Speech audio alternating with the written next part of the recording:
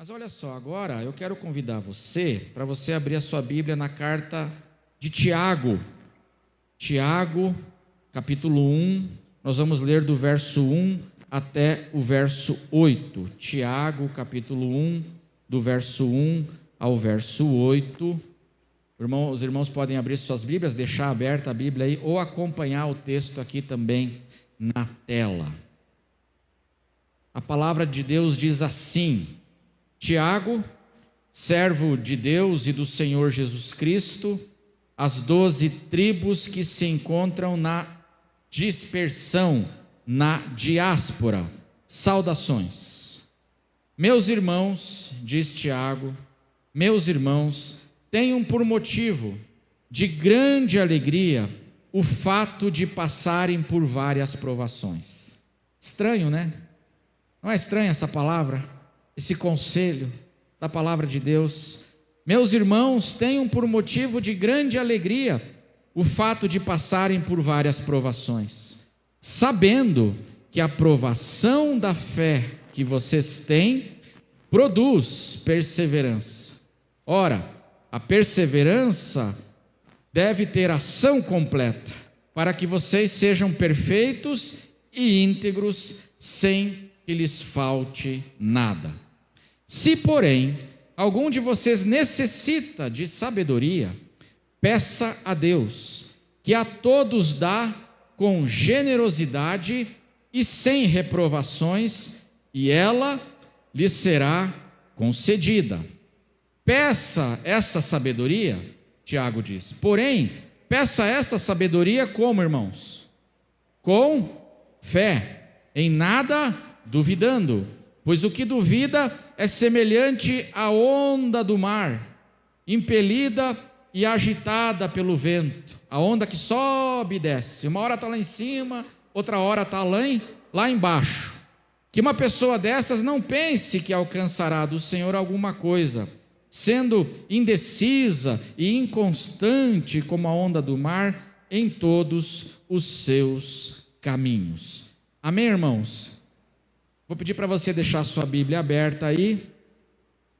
Nesse texto que nós lemos, Tiago que escreveu aqui essa carta, ele era meio-irmão, o Tiago, meio-irmão de Jesus. Ele fala aqui para a igreja sobre 2 ingredientes indispensáveis que eu e você precisamos ter na nossa vida nos dias de provação, nos dias de lutas, nos dias de tribulações. 2 ingredientes que são absolutamente, assim você tem que colocar na sua mochila, amém? Quando você sair de casa, coloque essas 2 coisas na sua mochila, ele diz, especialmente se você estiver atravessando períodos de provações, de tribulações. Quais são essas 2 coisas? Ele diz, alegria e sabedoria. 2 coisas que nós precisamos, alegria e sabedoria, nos dias que ele fala aqui das várias provações. 2 características que ele fala a respeito desses dias de provação, as provações que vêm nas nossas vidas. Aí no verso 2, vou pedir para deixar aí o verso 2, diz assim, meus irmãos, tenham por motivo, vamos ler juntos? Meus irmãos,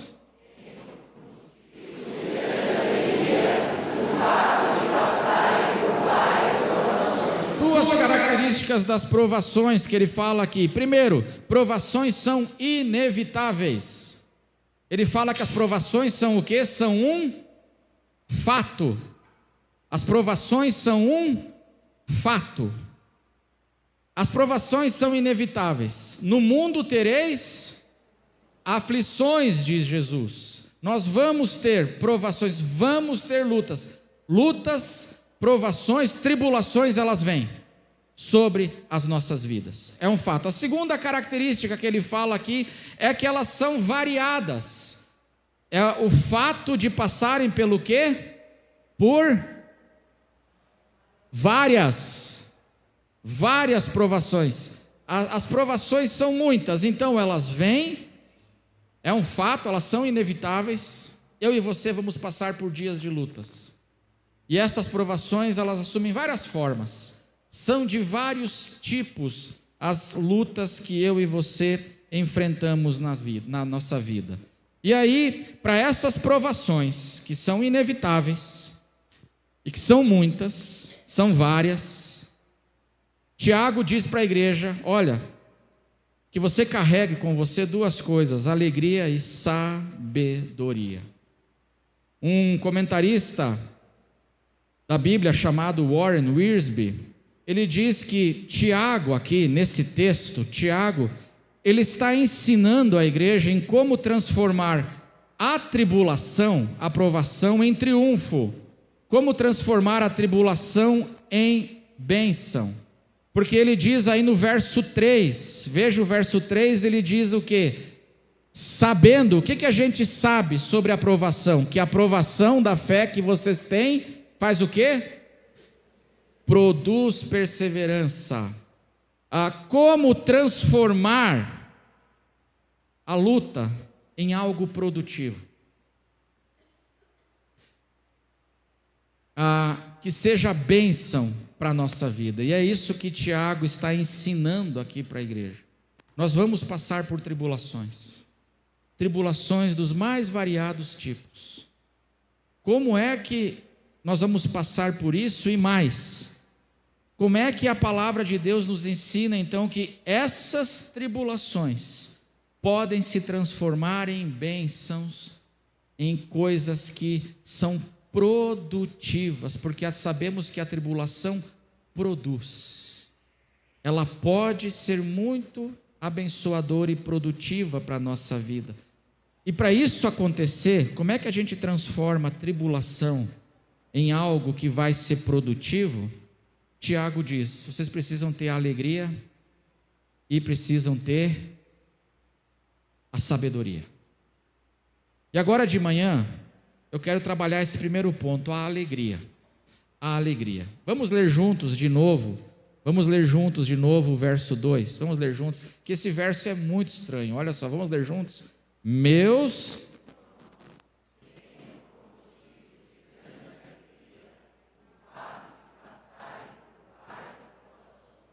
alegria.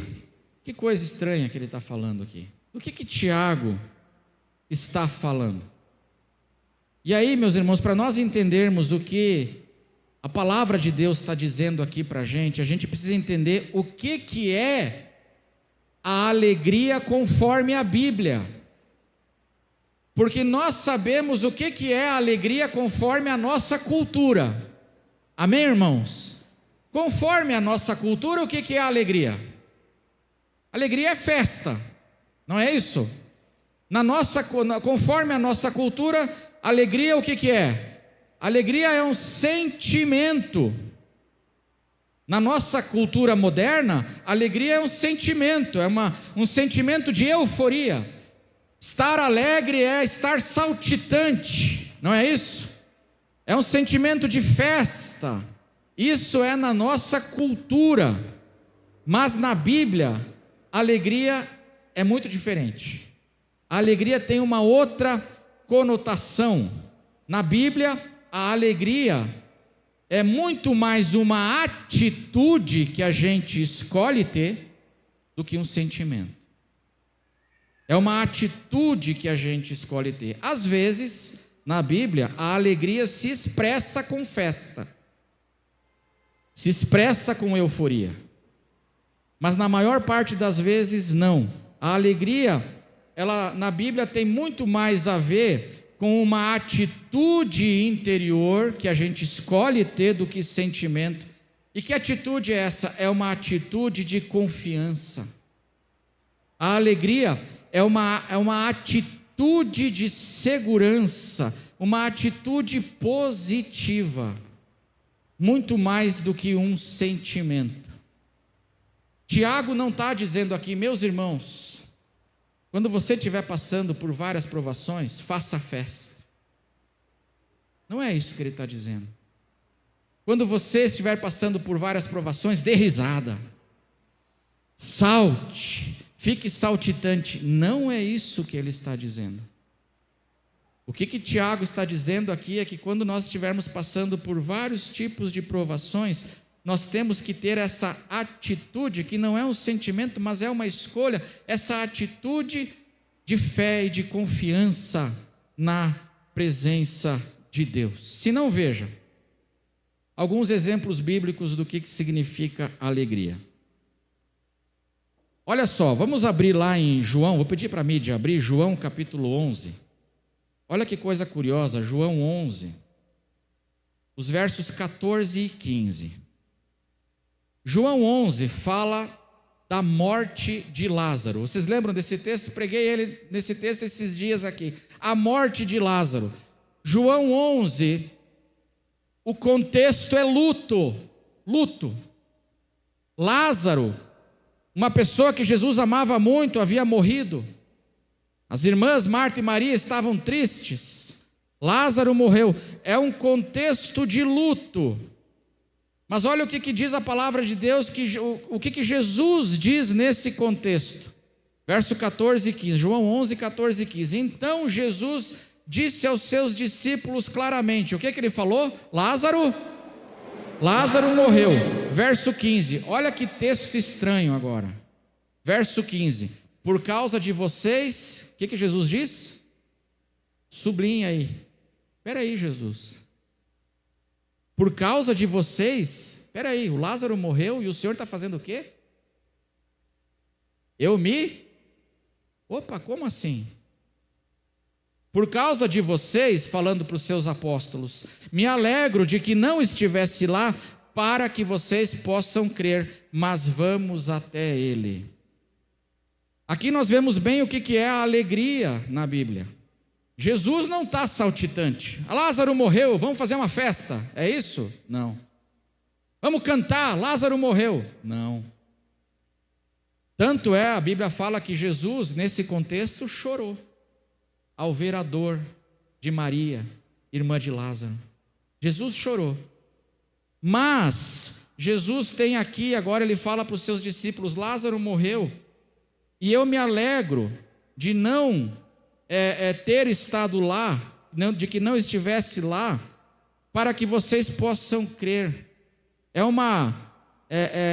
a atitude de Jesus de saber que essa situação de choro, de tristeza, de luto, vai redundar em glória para Deus e ensino e edificação dos seus discípulos, vai virar um bem.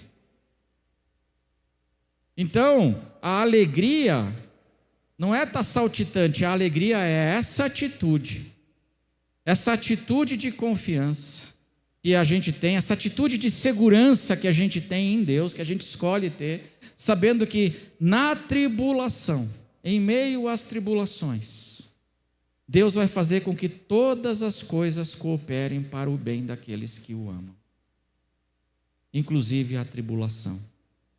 Isso é a alegria. A alegria não é necessariamente estar rindo,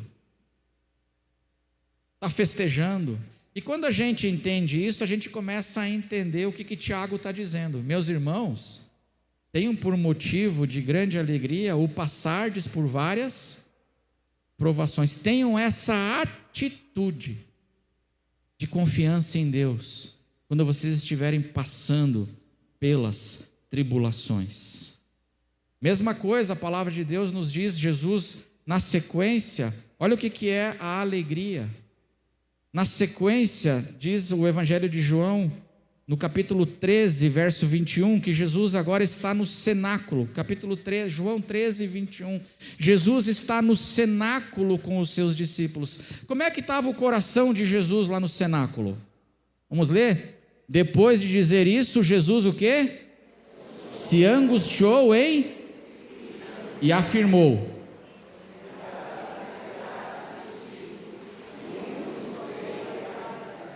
no cenáculo, naquela última ceia, Jesus estava com o seu coração o quê?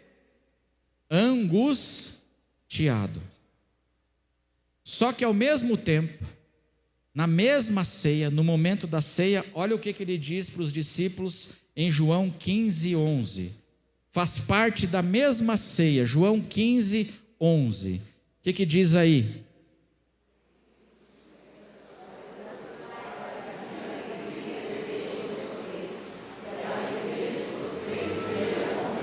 Espera aí.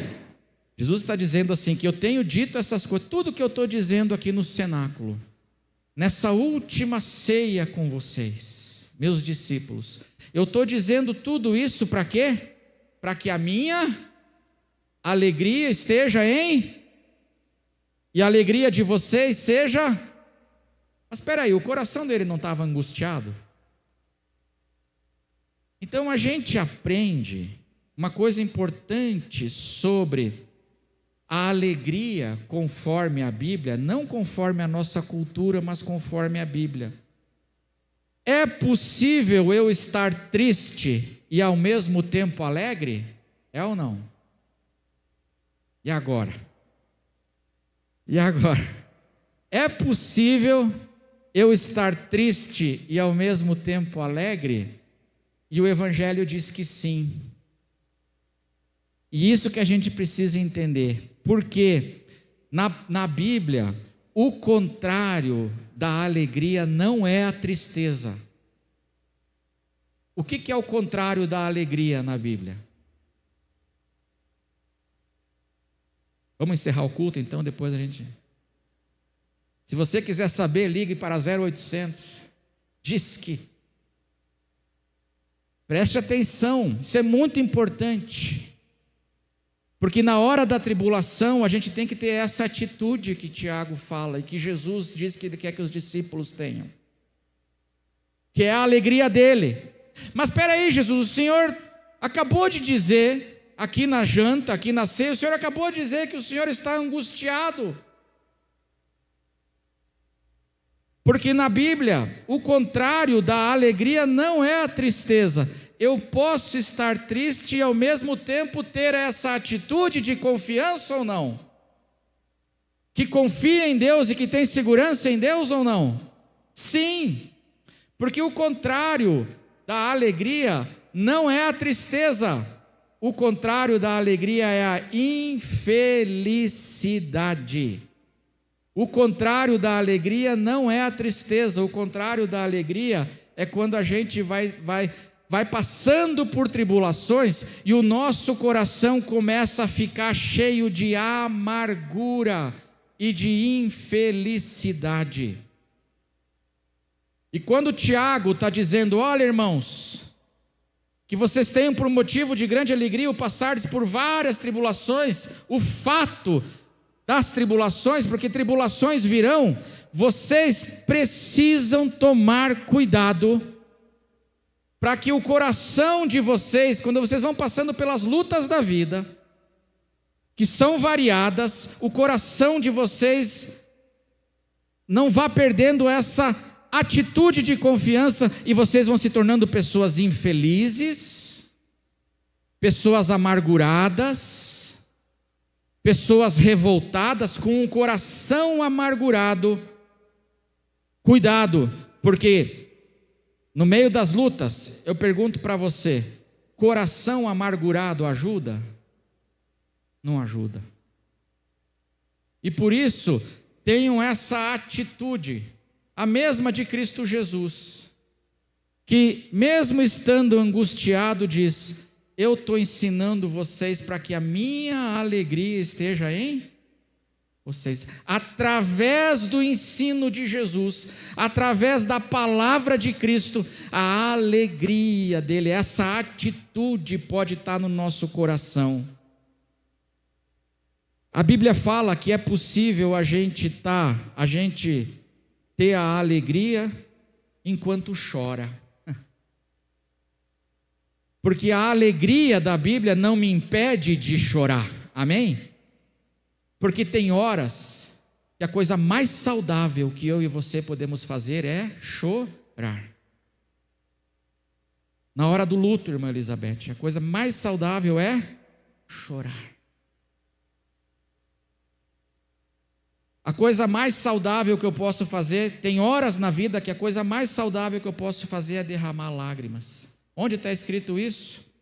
Mateus capítulo 5, verso 4. Veja o que diz Mateus 5, verso 4. Vamos ler juntos, bem forte. Vamos ler juntos? Bem-aventurados os que choram. Veja o paradoxo aqui. Bem-aventurados, a nossa Bíblia traduz essa palavra por bem-aventurados. Essa palavra no grego também pode ser traduzida, e tem algumas Bíblias que traduzem por felizes. Como pode ser feliz alguém que chora? Porque chorar não me impede de ser feliz, porque o contrário da alegria não é a tristeza, mas o contrário da alegria é a infelicidade. O que eu não posso deixar acontecer no meu coração é que as lutas que vêm, as tribulações que a gente passa, vão fazendo a gente perder essa atitude de segurança em Deus, essa atitude de confiança, porque é isso que representa a alegria. A alegria é muito mais uma atitude do que um sentimento no Evangelho. Então, quando Tiago diz, meus irmãos, tenham por motivo de grande alegria o fato de passarem por várias provações, ele não está dizendo uma loucura, amém? Porque quando a gente não entende, não parece uma loucura. Irmãos, eu briguei com esse texto durante muitos anos. Eu dizia assim, palavra bonita, mas impossível. Legalzinho esse conselho, esse mandamento, mas ele é impossível. Como é que eu posso ter alegria? É que eu não estava entendendo o conceito de alegria. Mas quando eu começo a entender aquilo que o Novo Testamento diz que é alegria, eu vejo que ele não está dizendo uma loucura. Ele não está dizendo para a gente fazer festa em meio à dor. Ele não está dizendo para a gente fazer festa em meio às tribulações. Como tem o pessoal fala aí assim, eu vou rir na cara do perigo, já viu essa não? Eu vou rir na cara do perigo. Ele não está dizendo para a gente ficar gargalhando, saltitando, quando a hora é hora de chorar. Porque na vida tem horas que a coisa mais saudável que eu e você podemos fazer é chorar. Porque Jesus chorou. Jesus lamentou. A palavra de Deus fala que Jesus chorou 3 vezes. 3 vezes. Ele chorou por Jerusalém que o rejeitou. Rejeição dói ou não? Não precisa levantar a mão aqui. Quem já foi rejeitado na vida? Você tentou uma vaga de emprego e foi rejeitado. Dói ou não? Pegaram um outro que é menos competente que você. Dói ou não dói? Dói. Jesus chorou quando foi rejeitado por Jerusalém, diz a palavra de Deus, com lágrimas. Ele disse, Jerusalém, Jerusalém, quantas vezes eu quis juntar você como a galinha junta os pintinhos embaixo de suas asas, mas vocês não quiseram. E ele chora. A Bíblia fala que ele chorou no luto do seu amigo Lázaro. Quando Lázaro morreu, vendo a dor de Maria, vendo a dor de Marta, vendo a dor das pessoas, Jesus chorou. Chorou em solidariedade. Você chora quando você vê a dor de uma pessoa que você ama ou não? Um cristão devia chorar quando a gente vê a dor de alguém que a gente ama e a pessoa está sofrendo. A gente devia chorar junto. Chorai com os que choram.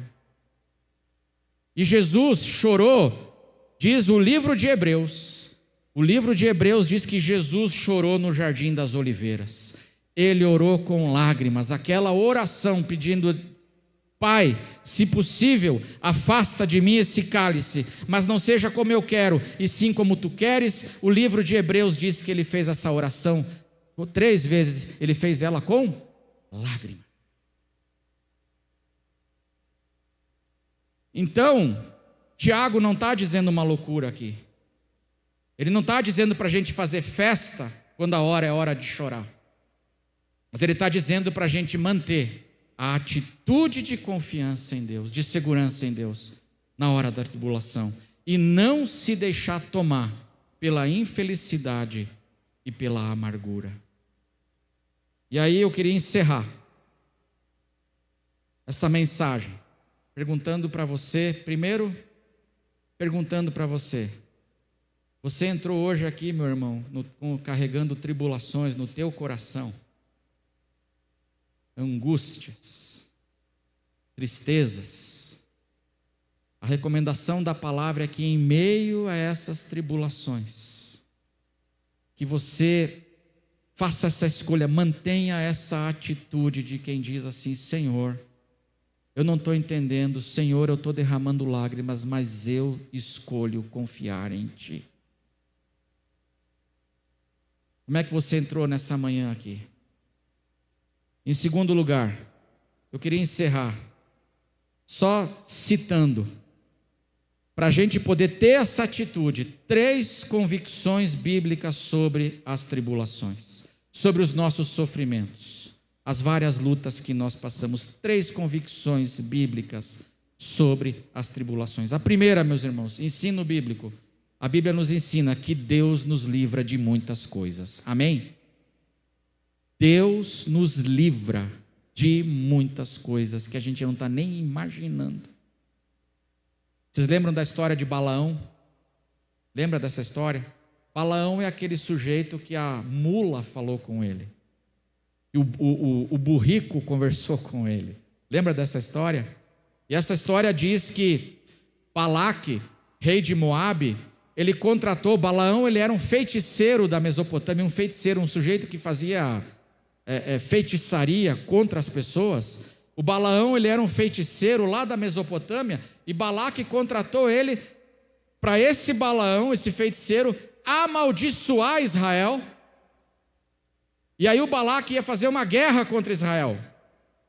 A Bíblia fala que havia um plano maligno em curso, um plano maligno. Mas sabe o que é curioso? Diz que Israel estava acampado nas colinas de Moabe, e Israel não tinha ideia de que estavam tramando contra eles. O povo de Deus não tinha ideia que havia um plano maligno em curso. Não tinha ideia, estavam lá.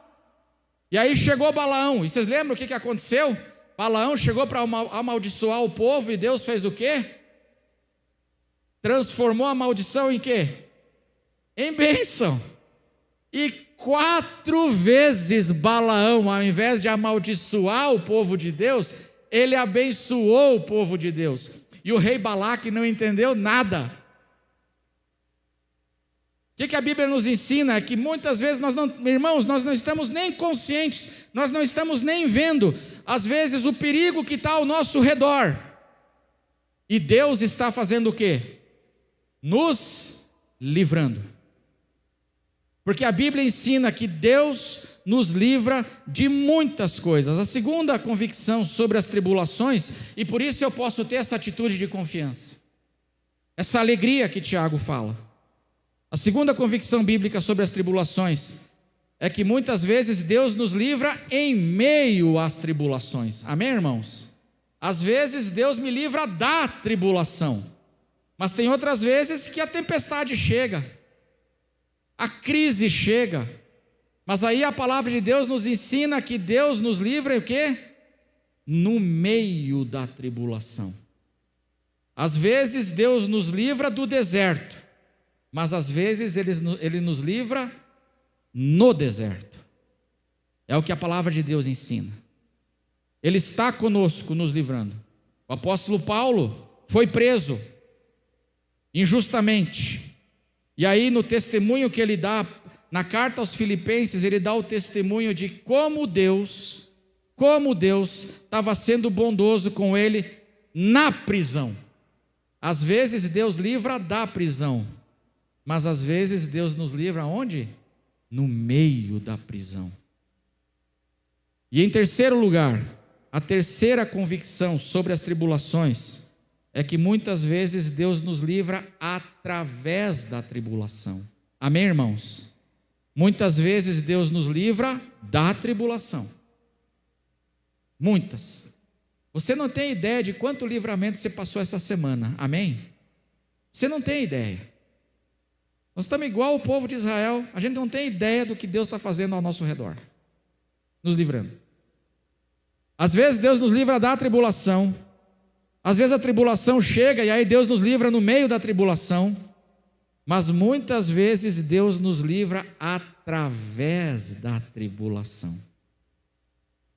A gente ora e fala assim para Deus: por que que o Senhor permitiu? Por que que o Senhor está permitindo? Eu não estou entendendo. E a resposta de Deus é: você não está entendendo agora, mas você vai entender depois. Você vai entender depois. E você vai ver que através dessa tribulação eu livrei você de um mal maior. Porque às vezes Deus nos livra através, é a tribulação que está livrando a gente de algo muito pior que poderia estar no nosso caminho. Aonde a gente vê isso? E aí eu vou encerrar, vou pedir para abrir 2 Coríntios, capítulo 12. 2 Coríntios, capítulo 12, versos 7 a 9. Texto muito conhecido, mas olha o que diz a palavra de Deus aqui, o testemunho do apóstolo Paulo. E para que eu não ficasse orgulhoso, o apóstolo Paulo dizendo, com a grandeza das revelações foi feito o quê? Foi-me posto um espinho na carne. O que é espinho na carne, irmãos? É dor. Quem é que já teve um espinho na carne aí?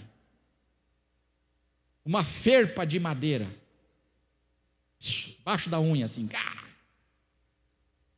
É desconforto, é uma situação de dor, é uma situação de desconforto. Paulo não especifica o que é, mas ele só fala assim: é um espinho na carne, mensageiro de Satanás, para me esbofetear, a fim de que eu não me exalte. Verso 8: 3 vezes pedi ao Senhor que o afastasse de mim. E o que Jesus disse? Verso 9: então ele me disse: a minha graça é o que basta para você, porque o poder se aperfeiçoa na fraqueza. Então, de boa vontade, portanto, mais me gloriarei nas fraquezas, para que sobre mim repouse o poder de Cristo. Então, aquela dor estava livrando Paulo, aquele sofrimento estava livrando Paulo de se tornar um homem arrogante, prepotente, porque ele recebeu muita revelação. E ele diz assim: se não fosse esse espinho eu entendi, Paulo disse, se não fosse essa fraqueza, essa dor, esse espinho na carne, eu ia ficar um cara insuportável, de tão prepotente que eu ia me tornar, orgulhoso. Aí Deus permitiu a dor para fazer o quê? Eu ficar o quê? Mais pianinho, mais humilde. Em outras palavras, irmãos, Paulo, com essa dor, ele era melhor ou pior? Melhor. Com essa dor, ele era um homem melhor. Então, porque Deus, sobre as tribulações, Deus me livra de muitas tribulações, Deus me livra nas tribulações, e Deus me livra através de tribulações. Muitas provações podemos fazer o quê? Não é sair pulando e saltitando, não, mas é ter essa atitude de alegria. Mesmo com lágrimas, eu posso ter a atitude que diz: eu vou confiar no Senhor, porque eu sei que o Senhor está comigo, e eu sei que Ele transforma até o mal, vira bem nas mãos de Jesus na minha vida. Eu vou confiar. Posso estar chorando e ao mesmo tempo estar alegre. É o que diz a palavra de Deus. Amém, irmãos? Então nós vamos orar.